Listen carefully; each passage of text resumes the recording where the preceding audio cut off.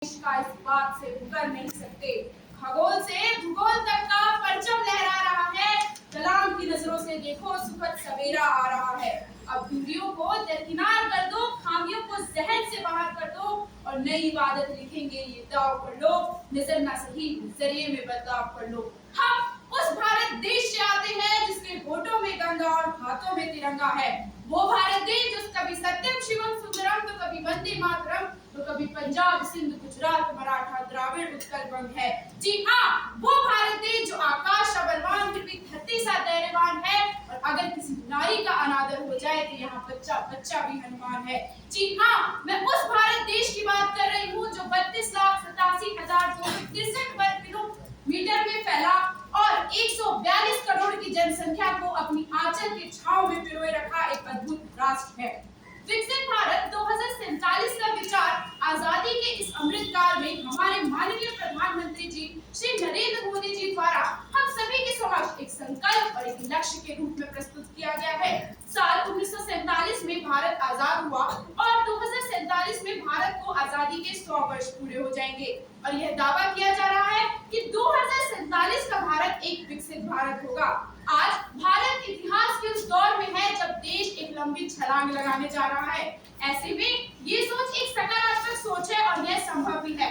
महोदय, प्रश्न यह उठता है कि 2047 के लक्ष्य के लिए हमें अभी क्या करना होगा? अगले आने वाले 23 वर्षों में हर वर्ष 8% और उससे ज्यादा हमें अपने विकास की दर को बढ़ाना होगा। अगर पिछले 2 वर्षों में मैं देखूं तो साल 2022 से 23 में भारत की विकास दर 7% थी और 23 से 24 में 6.8% थी। हम अभी भी कुछ कदम अपने लक्ष्य से पीछे हैं। अगर चीन और अमेरिका जैसे विकसित राष्ट्रों की तुलना में भारत की करूं तो भारत का सकल घरेलू उत्पाद उनसे काफी कम है। हमें अभी भी कड़ी मेहनत की आवश्यकता है और हमारे देश की सरकार कड़ी मेहनत कर भी रही है। काफी योजनाएं लाई गई हैं। शिक्षा और स्वास्थ्य के क्षेत्रों में सुधार किया जा रहा है। युवाओं में कौशल की वृद्धि की गई है। आज हमारे देश को युवाओं को आगे कदम बढ़ाने की जरूरत है। वो कहावत तो आपने सुनी होगी कि जिस ओर जवानी चलती है उस ओर जमाना चलता है। आज एक युवा का कौशल पूर्ण होना, शिक्षा पूर्ण होना अति आवश्यक है। अगर आज सकल घरेलू उत्पाद और प्रति व्यक्ति के आय की दर में वृद्धि हो रही है तो उससे पहले बेरोजगारी और भ्रष्टाचार की दर भी घटनी चाहिए। अगर आज भारत चंद्रयान से चांद पर पहुंच रहा है तो उससे पहले हर घर बिजली और पानी भी पहुंचना चाहिए।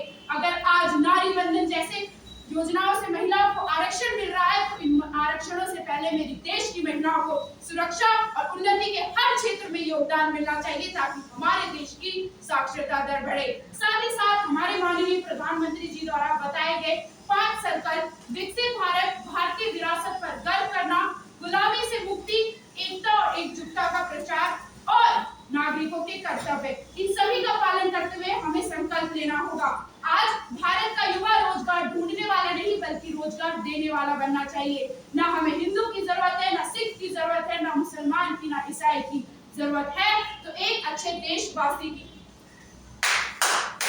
आप सभी ने सोचा मैंने ये क्या किया? महोदय, एक हाथ से कभी ताली नहीं बजती, ताली बजाने के लिए दोनों हाथ चाहिए होते हैं। ठीक उसी प्रकार मेरे कहने, करने, बोलने से कुछ नहीं होने वाला।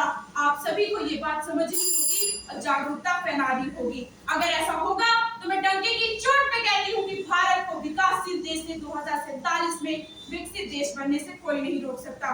तो अंत में अपनी वाणी को विराम देते हुए बस इतना ही कहना चाहूंगी कि हो जन जन के मन में प्रवाहित देश का सम्मान, बने अखंड आर्यवर्त हमारी महान पहचान। विश्व गुरु की ध्वजा आज लहरा रहा है चंद्रयान। अब चिड़िया नहीं सोने का बाज बने हिंदुस्तान, सोने का बाज बने हिंदुस्तान।